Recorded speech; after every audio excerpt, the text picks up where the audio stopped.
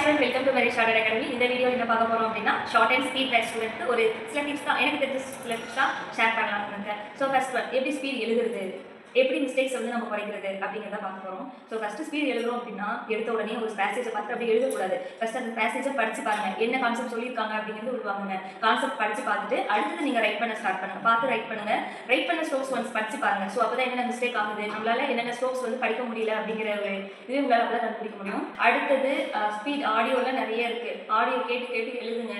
கேட்டு எழுதிட்டு லாஸ்ட்டாக நீங்கள் உங்களுக்கு ஒரு சாட்டிஸ்ஃபேக்ஷன் ஆகும். ஓகே, இந்த ஸ்பீட் வந்து ஒரு நம்ம எழுதுறோம் அப்படிங்கிற மாதிரி ஒரு மைண்ட் செட்டுக்கு வருவீங்க இல்லையா?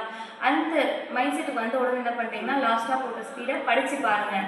அடுத்ததான் என்ன பண்ணுறீங்கன்னா ஸ்பீட் போட்டு எழுதுங்க. எதுக்காக அப்படின்னா டிரான்ஸ்கிரிப்ஷன் பண்ணுறதுக்காக. டிரான்ஸ்கிரிப்ஷன் ஸ்பீட் போட்டு எழுதிட்டு டிரான்ஸ்கிரிப்ஷன் பண்ணிவிட்டு அப்படியே நிறுத்திடக்கூடாது. டிரான்ஸ்கிரிப்ஷன் பண்ணிவிட்டு அதை கரெக்ஷன் பண்ணணும்.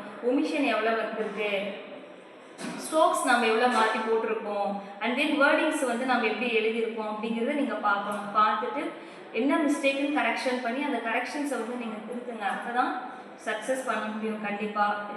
இது வந்து எனக்கு தெரிஞ்ச சில டிப்ஸ் தான். ஏதாச்சும் இன்னும் தெரிஞ்சது இருந்தது அப்படின்னா அடுத்தடுத்த வீடியோவில் உங்களுக்கு நான் ஷேர் பண்ணுறேன். Okay friends, thank you.